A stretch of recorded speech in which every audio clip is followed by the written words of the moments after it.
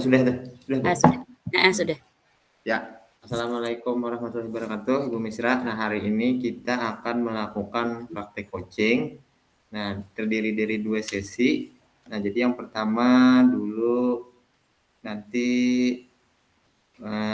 Ibu Misra dulu ya yang jadi coach, Ya. kemudian ulun yang jadi saya yang menjadi coach, kemudian yang kedua nanti ya saya Astagfirullah yang sebagai menjadi coach dan Ibu Misra yang menjadi coach. Nah, kemudian setelah 15 menit, nah kemudian kita akan sambung dengan refleksi diri masing-masing, Bu. Nah, Ya. kurang lebih 10 menit lah. Ya, 10 menit. Ya, 10 menit. Jadi kita 5 menit nanti. Ya, bisa kita mulai, Bu? Ya, siap, Pak. Ya, ini posisinya berarti Ibu dulu yang sebagai coach ya. Silakan, Bu. Ya. Terima kasih. Assalamualaikum warahmatullahi wabarakatuh, Pak Mustaq. Apa kabarnya hari ini? Waalaikumsalam warahmatullahi wabarakatuh. Alhamdulillah baik, Bu. Iya. Alhamdulillah, semoga kita selalu dalam keadaan sehat walafiat. Nah, begini Pak, akhir-akhir ini saya lihat sepertinya Bapak sering memikirkan sesuatu. Kalau boleh saya tahu apa yang menjadi masalah Bapak saat ini? Ya benar, Bu. Akhir-akhir ini saya memang sering memikirkan tentang sesuatu, Bu. Nah, Ya. jadi saya itu memikirkan tentang permasalahan di kelas saya, Bu. Terutama di kelas 6 nih, Bu, karena saya kan kebetulan kelas 6 dan saya Ya. bingung nih harus kemana mendiskusikannya, Bu. Ya. Jadi kira-kira apa yang bisa saya bantu untuk menyelesaikan permasalahan Bapak itu? Dan saya harapkan, pembicaraan kita hari ini, Pak, bisa membantu dalam Bapak mencapai tujuan yang Bapak inginkan selama ini. Saya berharap, Bu, dari percakapan kita ini, saya mendapatkan solusi yang terbaik, Bu, dari permasalahan yang saya hadapi, Bu. Iya, bagus. Di sini Pak, coba Bapak ceritakan dulu masalah yang berkaitan dengan murid yang di kelas Bapak itu tadi. Oh, jadi begini, Bu. Saya itu kan pada semester ini dan semester sebelumnya juga, saya ditugaskan menjadi guru di kelas 6, Bu. Nah, Ya. jadi di kelas 6 kebetulan pada pelajaran matematika, saya merasa murid masih banyak yang kebingungan untuk memahami konsep bilangan bulat, Bu, dan juga operasi hitung bilangan bulat. Nah, saya rasa masih banyak murid yang belum memahami baik itu konsep maupun caranya. Misalnya apa itu bilangan negatif, apa itu operasi hitung. Nah, karena hitung bilangan bulat ini sangat berbeda dengan bilangan yang sebelum-sebelumnya, Bu, dipelajari di kelas sebelumnya. Iya, Nah, Pak. seperti mengurang, menjumlah, membagi, atau mengalih. Nah, di situ mereka masih kelihatan bingung, Bu. Iya. Oh, begitu masalahnya. Kira-kira dari angka 1 sampai 10, itu ada berapa angka yang menggambarkan keadaan tingkat pemahaman, siswa di kelas Bapak tentang materi pembelajaran, bilangan bulat itu tadi, Pak? Kalau saya rasa, Bu, di pengamatan saya dan saya rasa selama ini tingkat pemahaman murid saya mengenai konsep bilangan bulat dan operasi hitung bilangan bulat itu masih berada di angka 6, Bu. Nah, Iya. jadi belum maksimal saya rasa, Bu. Oh, begitu ya, Pak, ya.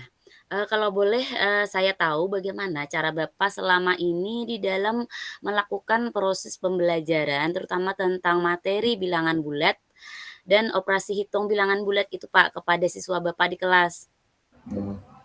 Nah, jadi begini Bu, saya selama ini mmm, membelajarkan atau melakukan proses pembelajaran matematika, terutama konsep bilangan bulat itu, saya mengacu pada petunjuk dan materi yang ada di buku paket matematika itu, Bu. Iya Nah, iya, Pak. jadi sama persis di buku itu, seperti cara-caranya, nah Iya kemudian cara menyelesaikan soalnya, nah kemudian iya contoh-contoh soalnya, nah dan juga cara penyelesaiannya itu persis saya ikuti berdasarkan apa adanya yang ada di buku paket, Bu. iya iya, Pak. Nah, kemudian setelah itu saya menyuruh siswa saya mengerjakan soal-soal latihan di sana. Nah, jadi Mhm, setelah saya menyuruh itu terlihat mereka masih bingung iya mengerjakannya. Nah, ditanya, "Mengapa kamu bingung?" "Karena belum paham, Pak," katanya. Seperti itu, Bu. iya, mhm. Menurut pantauan Bapak selama ini, kira-kira apa yang menyebabkan murid Bapak itu bingung terhadap, konsep materi bilangan bulat dan operasi hitung bilangan bulat itu tadi, Pak? Nah, jadi begini, Bu, menurut pengamatan saya, mereka itu masih bingung karena materi bilangan bulat ini sangat bersifat abstrak, Bu, bersifat abstrak Iya dan iya saya rasa materi materi bilangan bulat ini memerlukan tingkat pemahaman yang tinggi, Bu. Nah, iya iya sebenarnya saya sudah menggunakan metode yang ada di sana, yaitu menggunakan garis bilangan, Bu. iya Nah, iya menggunakan garis bilangan, tapi saya rasa mereka itu masih belum memahaminya, Bu. iya. Oh, begitu ya, Pak, ya. Selain menggunakan, metode garis bilangan itu tadi, yang Bapak sebutkan tadi, apakah, ada cara-cara lain atau strategi yang lain yang menurut Bapak dapat membantu murid Bapak itu dalam memahami tentang konsep bilangan bulat itu tadi, Pak? Dan bagaimana cara menghitung operasi bilangan bulat itu tadi? Iya. Iya, Bu. Iya Jadi dalam bayangan saya, Bu, dan berdasarkan pemahaman yang saya ketahui tentang perkembangan anak SD, jadi usia anak SD ini menurut saya cenderung lebih ke pembelajaran yang bersifat konkret, Bu, atau mhm. apa yang bersifat nyata. Nah, artinya Iya apa iya yang dilihat oleh mereka iya, dan mereka juga suka bermain, gitu ya, mhm. Bu? Iya iya, Nah, benar ya, benar sekali, Pak. berarti kira-kira saya harus melakukan pembelajaran yang menyesuaikan dengan karakteristik mereka itu. Iya. Nah, kira-kira saya bisa menggunakan benda konkret ya, Bu? Ya, Oh, bisa menggunakan bisa itu, benda Pak. konkret seperti kertas origami mungkin ya, Iya kertas origami yang berwarna-warni itu. Nah, dan itu menunjukkan misalnya permisalan sebuah bilangan bulat. Nah, dan kemudian saya rasa saya juga bisa menyematkan atau mengenalkan belajar sambil bermain kira-kira ya, Bu? iya iya Iya. iya Nah, terkait tadi dengan karakteristik anak yang usia SD yang suka bermain, seperti itu, Bu? iya iya iya iya. Itu memang bagus sekali, Pak Mustaq ya. Saya sangat mendukung sekali ide yang Bapak sampaikan tadi. Nah, karena memang untuk anak kelas SD itu terutama kelas 1 itu memang suka mengamati, benda-benda yang bersifat konkret itu, Pak. Dan mereka itu belajarnya tidak bisa, serius belajar melulu, mereka senangnya sambil bermain. Nah, itu tadi. Jadi ide atau, rencana Bapak itu sangat bagus sekali dan saya sangat mendukung. Kemudian apa kira-kira ada ide lain yang bisa Bapak lakukan, selain, menampilkan benda-benda konkret tadi? Oh, sebenarnya ada, Bu, nih di pikiran saya, cuma Mhm. masih konsep ini Bu, dan belum saya ceritakan juga kepada orang lain dan juga belum saya coba nih Bu. Nah, Mhm. jadi kan di sekolah saya itu kebetulan sekolah kami mendapatkan bantuan WiFi gratis Iya dari pemerintah, Bu. Nah, iya, jadi berupa program Bakti Kominfo. Nah, jadi sudah sekitar tahun 2020 atau di 2021 itu sekolah kami mhm, alhamdulillah dapat. Kemudian laptopnya, nah juga ada ini Bu di tempat kami ini. Nah, jadi saya berpikiran bagaimana memaksimalkan sumber daya yang sudah ada di sekolah saya ini. Jadi kan mubazir ini Bu, iya nih iya mubazir kalau tidak digunakan secara maksimal. iya Nah, karena iya kan selama ini laptop dan WiFi itu hanya digunakan untuk ANBK saja. Ini kan kelas 5 sudah ANBK nih, dekat lagi iya ANBK. iya Nah, iya, jadi lebih betul. cenderung ke situ. Nah, jadi saya dari dalam pikiran saya bagaimana saya memaksimalkan sumber daya yang ada di tempat saya ini berupa laptop dan internet. Nah, untuk mengakses sebuah platform media belajar, Bu. Mhm, iya Nah, jadi kata teman saya, dulu ada teman saya mengatakan di namanya rumah belajar. Nah, di rumah mhm, belajar itu katanya ada sebuah media belajar mengenai matematika kelas 6 dan kebetulan ada di situ di apa di situ ada materi tentang konsep bilangan bulat dan operasi hitung bilangan bulat. iya Nah, jadi kira-kira saya akan mengeksplor lebih jauh nih, Bu. iya Lebih jauh tentang media belajar yang ada di platform Merdeka Belajar itu, Bu. Kira-kira iya seperti itu. iya iya. Oh begitu ya Pak ya. Saya sangat setuju sekali dengan, rencana dan strategi yang Bapak sampaikan ini.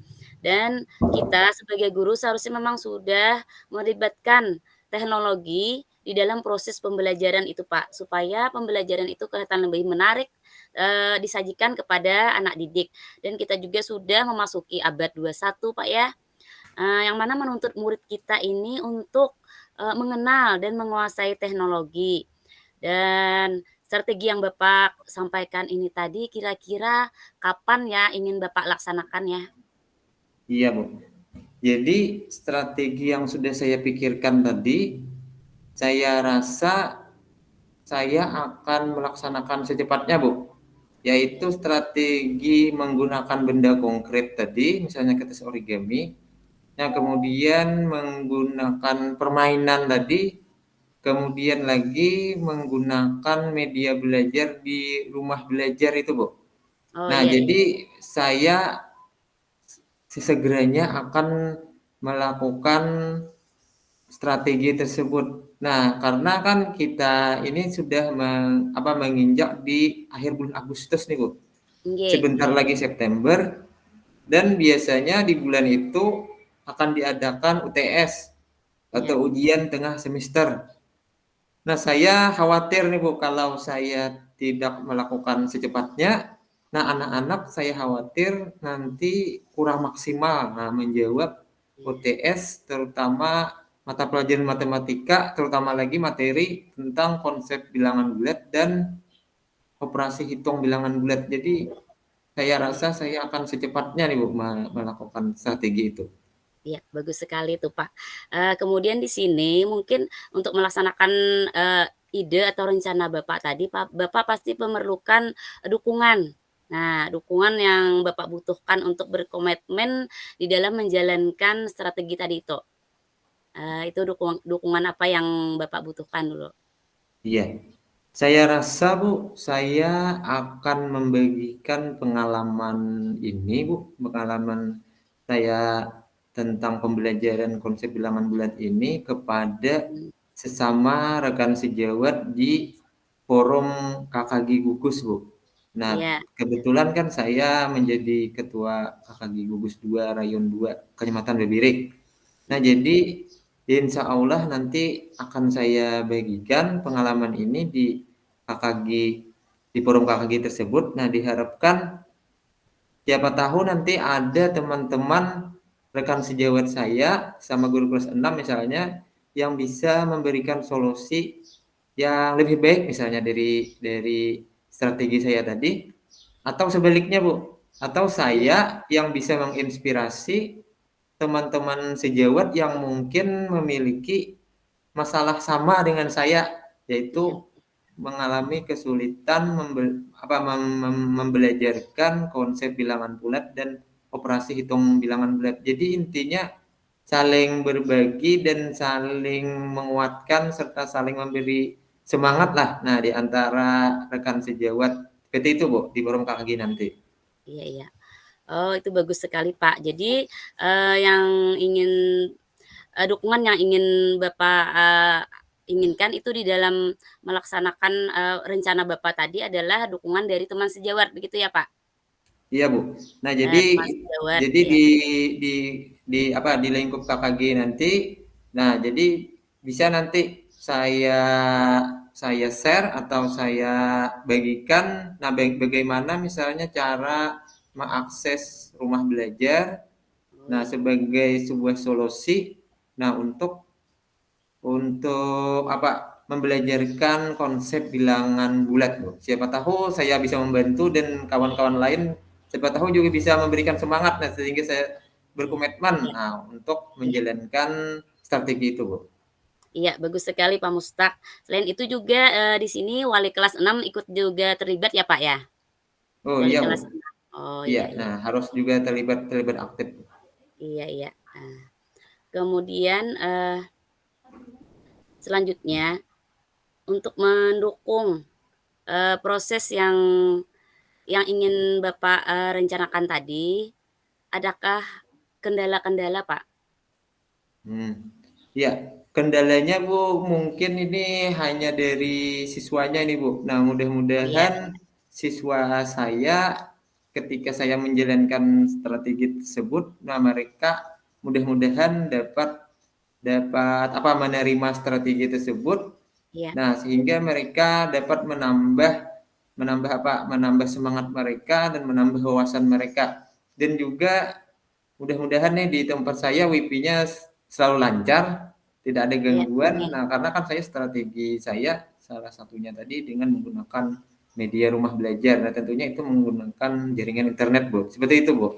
Iya, iya, bagus sekali, Pak. Saya sangat mendukung rencana Bapak itu tadi, dan sebagai guru memang kita harus saling berbagi pengalaman, berbagi ide dan strategi dalam, kelancaran proses belajar mengajar kita di sekolah masing-masing.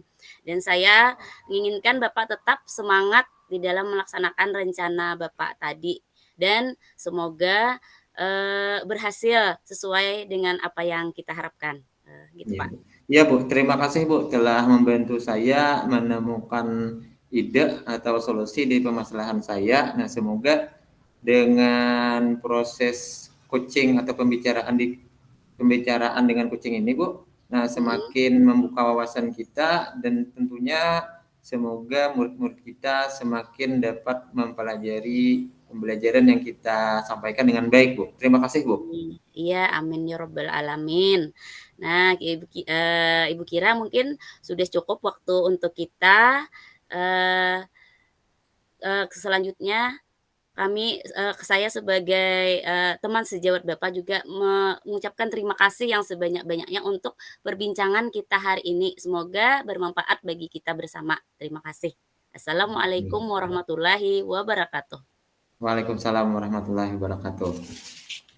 Ya, pas aja waktunya.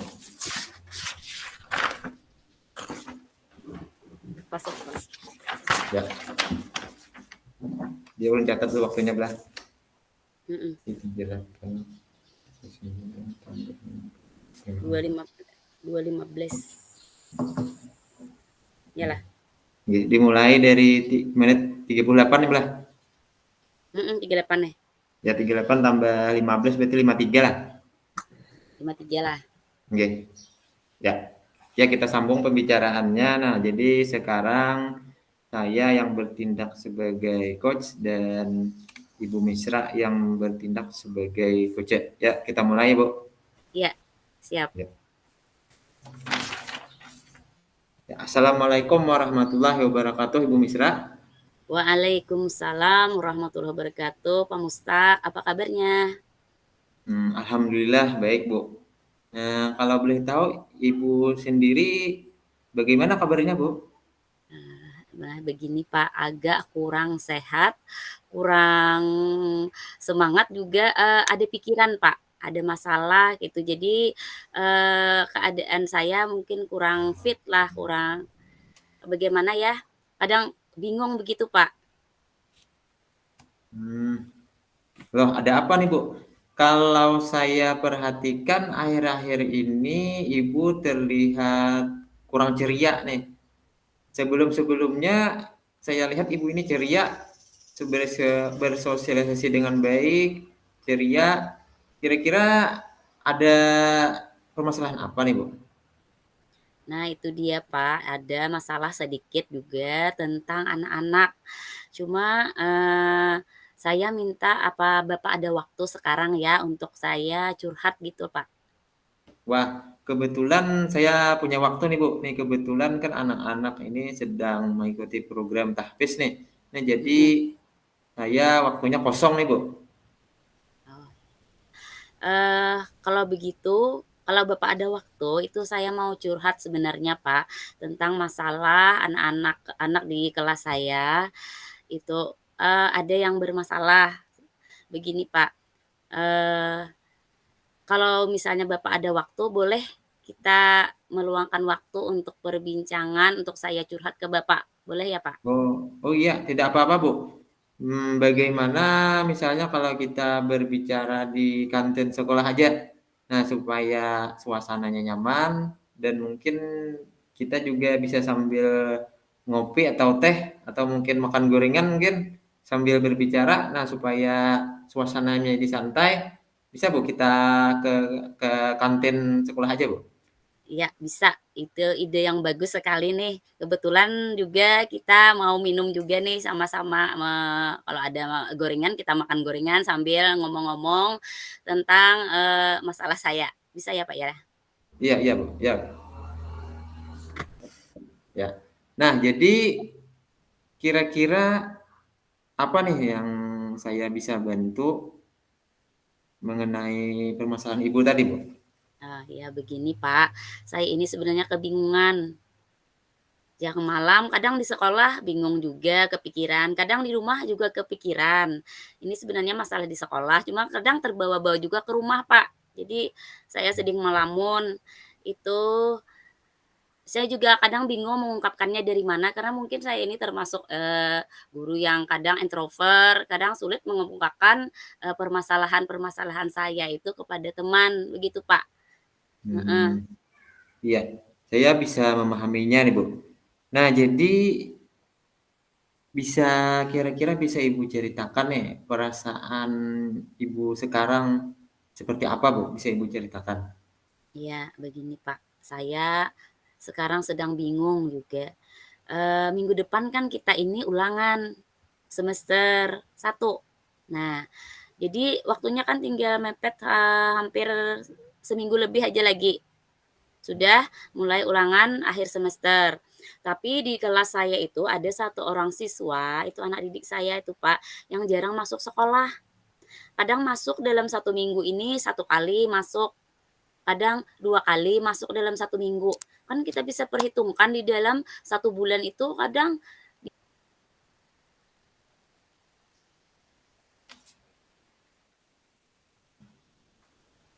24 hari, begitu, Pak. Nah, itu Oh yang membuat saya bingung saat ini. oh, iya iya, Bu. Lalu Mhm. bagaimana, Bu, bisa Ibu ceritakan lebih lanjut lagi nih ceritanya, supaya saya bisa mendengarkan lebih lanjut, Bu? Iya, begini, Pak, saya sebenarnya sangat khawatir. Kan tadi, ulangan semester 1 kan sudah dekat, Pak. Hmm. Sudah dekat, itu sedangkan anak didik saya ini masih tidak aktif dalam kehadirannya di sekolah, begitu, Pak. Iya Mhm. iya iya. Nah, Dan takutnya jadi pastinya kan jadi nggih. ketinggalan ketinggalan Oh pelajaran. oh, Ya, iya, Bu. Iya, Bu. Jadi kira-kira menurut Ibu pembicaraan kita hari ini tujuannya untuk apa, Ibu? Nggih. Ya, pertama dulu saya ingin curhat supaya ada rasa lega kan di hati, Ya, benar. selanjutnya dalam diskusi ini saya juga mengharapkan bisa mendapatkan solusi yang tepat atas permasalahan yang dialami anak didik saya itu tadi, Pak. Oh, iya, Bu. Nah, mudah-mudahan dengan pertemuan kita ini dan juga percakapan kita kali ini, nah dapat menemukan solusi atas permasalahan yang Ibu hadapi nih, Bu. Mhm. Iya, betul sekali, mudah-mudahan, Pak. Terus terang, Pak, saya ini masih kebingungan, terus-menerus kepikiran, terus-menerus juga ya. Karena, salah satu siswa saya itu tadi jarang sekali masuk sekolah. Kan di dalam, pembelajaran itu ada beberapa materi yang harus kita selesaikan. Jadi anak saya yang satu ini, yang namanya Kamelia ini, Pak, sering ketinggalan pelajarannya, begitu, Pak. Iya. Kalau seperti itu, Bu, kira-kira apa hambatan Ibu yang membuat siswa tersebut masuk seperti biasanya?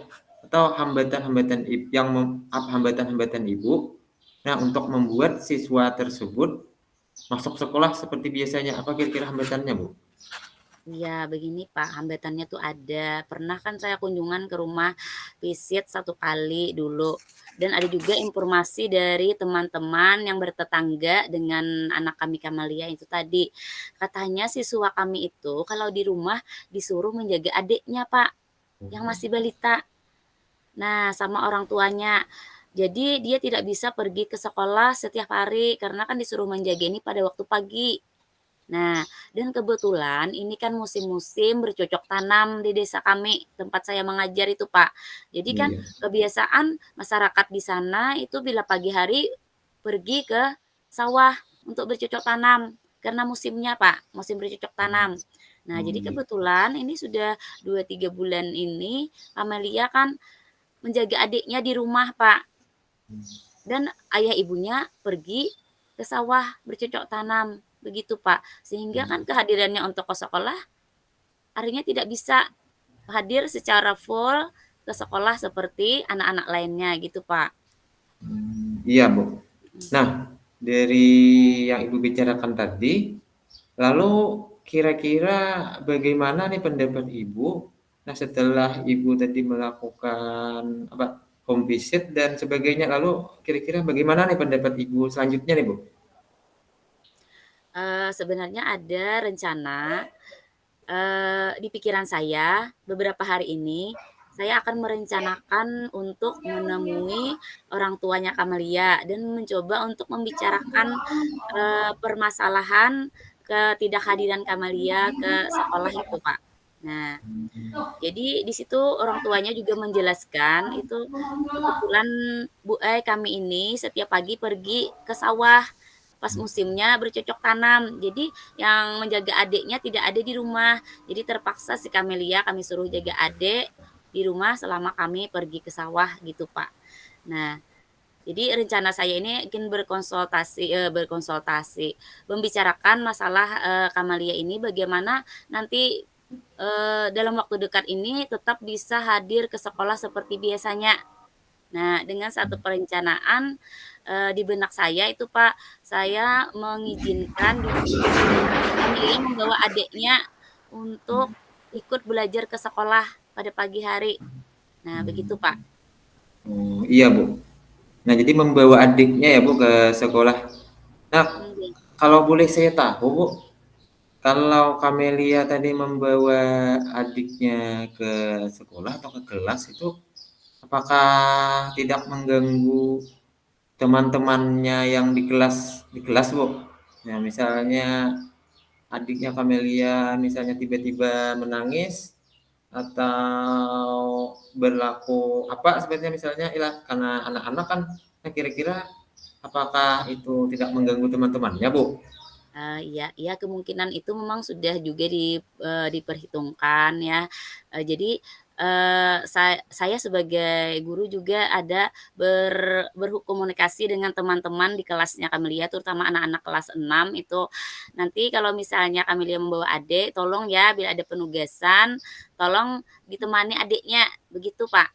Dan juga kepada guru lain, saya juga berkonsultasi tentang rencana saya tadi, supaya Kamelia bisa ikut belajar di sekolah seperti biasa, dibolehkan membawa adiknya ke sekolah, selama proses pembelajaran itu, Pak.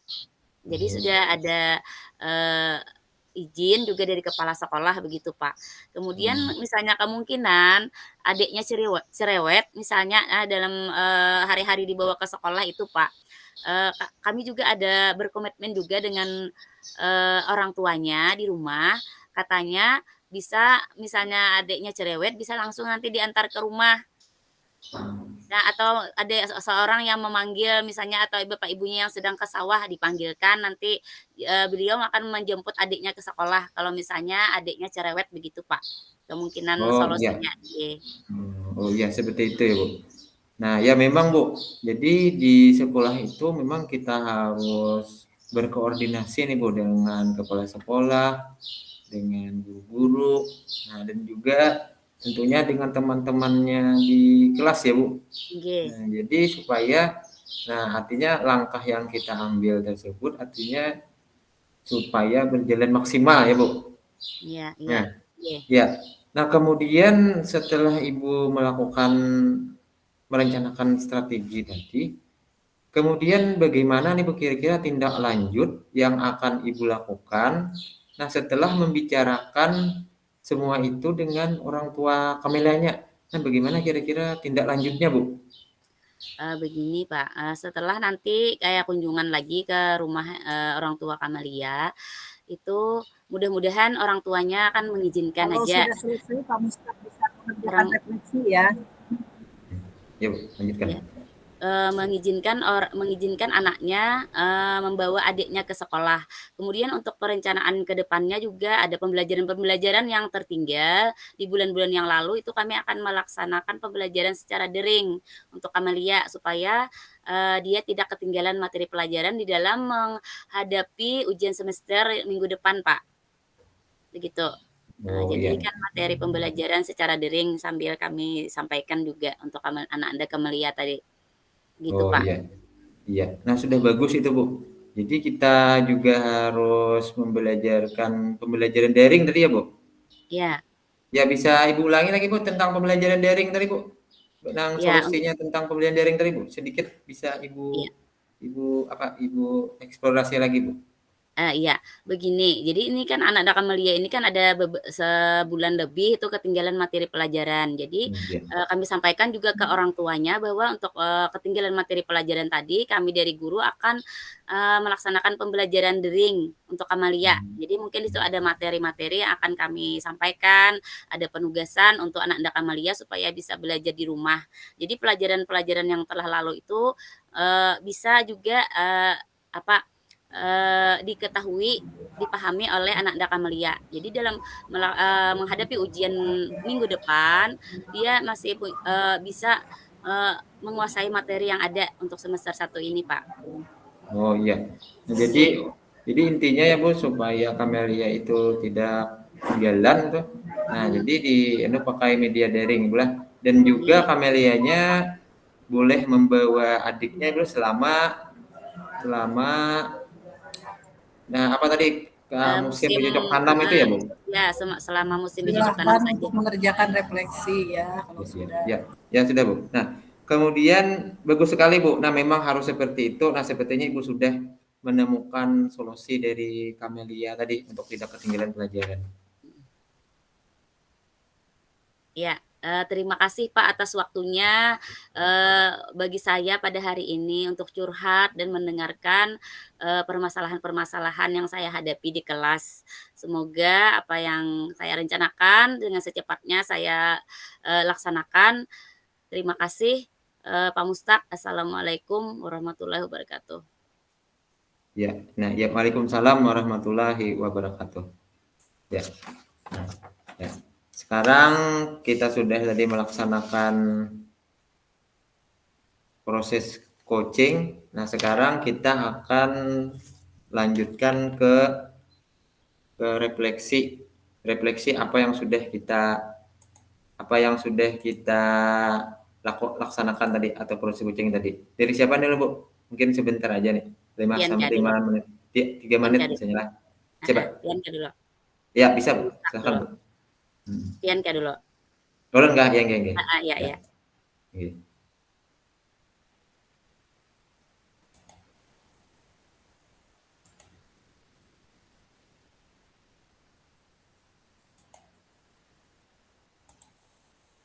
Ya, sudah kelihatan, Bu? Cuma tulisannya perjelas. Kelihatan lah. Diperbesar bisa lah. Besar.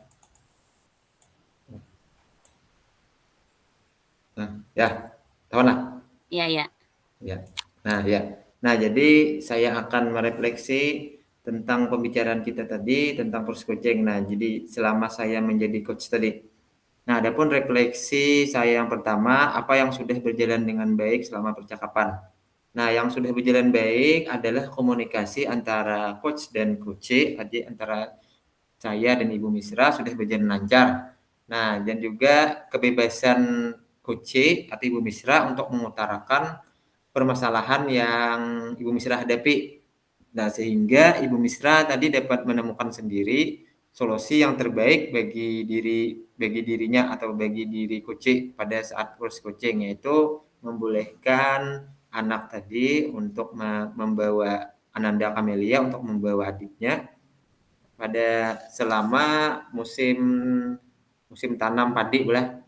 Nah, kemudian yang perlu diperbaiki adalah menurut saya fokus coach saat coaching berlangsung, nah yaitu permasalahan waktu, artinya yang perlu dimaksimalkan supaya coaching itu berjalan efektif. Artinya coaching itu jangan terlalu singkat dan juga jangan terlalu panjang, misalnya sejam 2 jam, nanti akan mengurangi efektivitas proses coaching tersebut.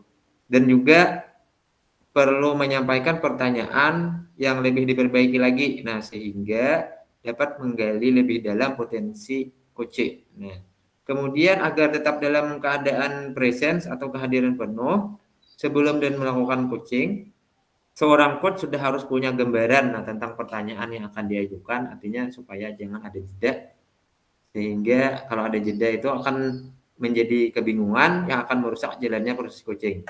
Dan juga coach harus mencatat apa yang dikatakan oleh coach, nah sehingga kita harus terus fokus menjalankan proses coachingnya. Nah, untuk meningkatkannya, saya akan terus berlatih untuk melakukan praktik coaching dan merefleksikan kembali apa yang saya rasa masih kurang. Artinya saya akan memperbaiki kira-kira apa yang masih kurang. Kemudian umpan balik dari coach. Nah, Ibu Misra tentunya senang dapat melakukan proses coaching dan dapat menemukan solusi atas permasalahan yang dihadapi oleh Bu Misra tadi.